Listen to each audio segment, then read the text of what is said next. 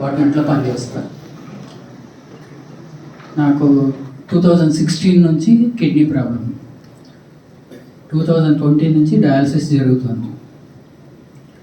Sir ఒక 2 years నుంచి చెప్తున్నారు, నేను ఎక్కువ పట్టించుకోలేదు ఈ వాటర్ గురించి. మార్చి 2 నుంచి తీసుకుంటున్నా కంటిన్యూగా వాటర్. అయితే మామూలుగా ఏం జరుగుతుందంటే కిడ్నీ పేషెంట్స్కి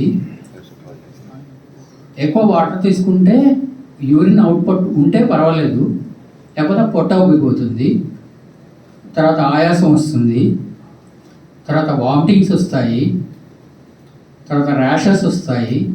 ఇవన్నీ ఉంటాయి ప్రాబ్లమ్స్. మోషన్ కూడా అవ్వదు సరిగా. ఎప్పుడైతే మోషన్ అవ్వలేదో, ఎప్పుడైతే యూరిన్ అవుట్పుట్ సరిగా వెళ్ళలేదో వేరే ప్రాబ్లమ్స్ అన్నీ వస్తుంటాయి. నేను ఈ వాటర్ తీసుకున్న తర్వాత సార్ నాకు ఏం చెప్పారంటే 10 days నుంచి మీకు వాటర్ మీద ఎలా పనిచేస్తుందో మీకు తెలుస్తుంది అన్నారు.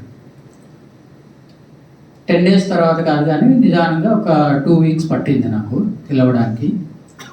2 weeks తర్వాత మెల్లిమెల్లిగా నాకు రోజు వామిటింగ్ అయ్యేది.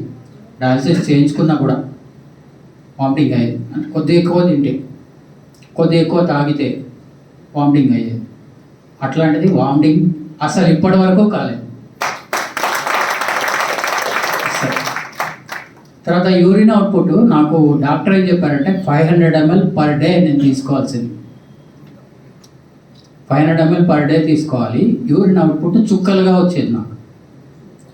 ఈ వాటర్ తీసుకున్న తర్వాత ఫస్ట్ నేనేం చేశానంటే 500 ml తీసుకోకుండా ఈ వాటర్ 250 ml తీసుకున్నా.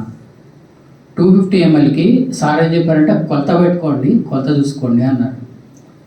250 mlకి నాకు 200 ml అవుట్పుట్ వచ్చింది. తర్వాత నేను నా ట్రీటింగ్ డాక్టర్కి నేను చెప్పాను, సార్ ఇలా అవుట్పుట్ పెరిగింది అని. అయితే ఆయన రండి అన్నారు, నేను చూడాలి మిమ్మల్ని రండి అని అన్నారు. వెళ్ళాను. అప్పటికి నాకు కాల్కి ఫ్రాక్చర్ అయింది. అట్లాగే ఫ్రాక్చర్ తోటే వెళ్ళాను డాక్టర్ దగ్గరికి. ఆయన ఏమన్నారంటే చూసి కాళ్ళు చూసి వాపులు వెళ్ళలేవు, ఫేస్ కూడా బాగుంది, మీరు ఇంకొక 500 ml పెంచుకోండి అన్నారు. ఇంటేక్ ఇప్పుడు 1000 ml తీసుకుంటున్నా, 500 ml అవుట్పుట్ వస్తుంది.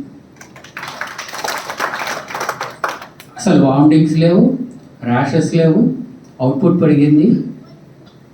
ఆకలి, ఇవన్నీ లోపల ఉండిపోతే సరిగా ఆకలి కూడా అవ్వదు, అట్లాంటిది ఆకలి పెరిగింది.